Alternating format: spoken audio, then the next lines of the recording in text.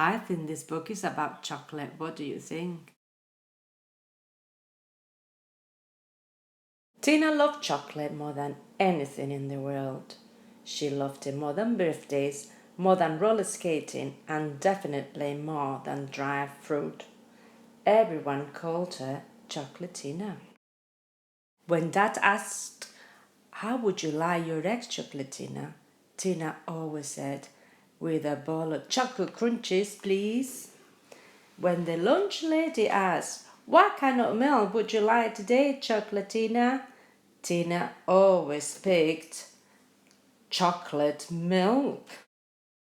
And when Mom said, "Tonight we have fruit salad for dessert," Tina covered hers with, you guessed it, chocolate. Tina's health teacher, Mrs. Feldman, hated chocolate and everything else that children liked. "You should eat only foods that are good for you," she told the class. On special occasions like birthdays or full moons, she gave them all dry prunes. Mrs. Feldman's favorite saying was, "You are what you eat." She would write it on the chalkboard and make the children repeat it every day at the end of the class. One day during this part of health class, Tina bit the ear off of a chocolate bunny. Then she stood up and said, "I wish that were true." That night, a strange thing happened. When Tina woke up, she felt all stiff. She went downstairs and looked in the mirror. Immediately she saw why. "I've turned into chocolate!" she cried. "Oh, whatever you say, Chocolatina, dear," said her mother from behind the newspaper. "Now hurry up and eat your breakfast or you'll miss the bus." When Tina got on the school bus, everyone gasped. "Oh! Do you mind if we don't sit together today, Chocolatina?" her best friend Patty asked. "My mom will ground me if I get chocolate on my new shirt." After the lonely bus ride, Tina was glad to be in spelling class, her favorite subject. But her first word in the spelling bee was "go-go," and she got so flustered that she spelled it wrong. At lunchtime, Jimmy the Rooney tried to bite off one of Tina's elbows. "I just wanted dessert," he told the principal.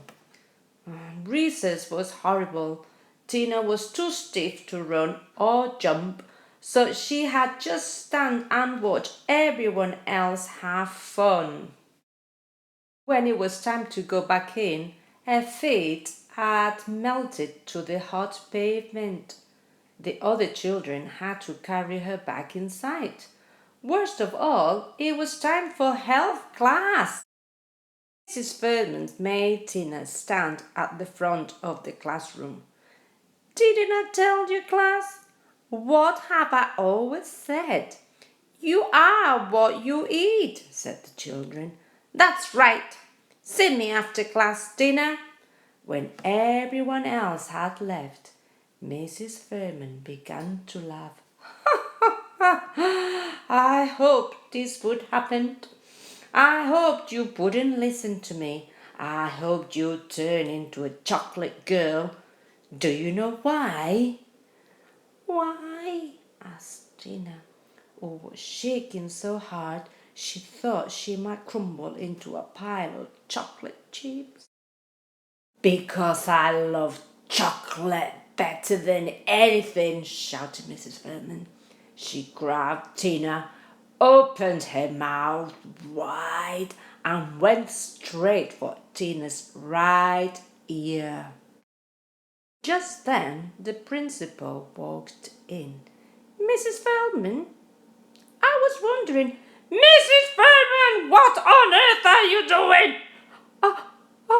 I thought she was a prune," said Mrs. Feldman. The principal walked Mrs. Furman outside, and she was never seen at the school again. That night, safe at home in her bed, Tina cried a little chocolate syrup tear. I wish I could be a normal girl again, she whispered. And when she woke up, that was just what she was. Hooray! She cried. I'll never eat chocolate again. Hurry up and eat your breakfast, dear, or you'll miss the bus, called Tina's mother. On the table was a giant bowl of Tina's favorite super chocolatey cereal.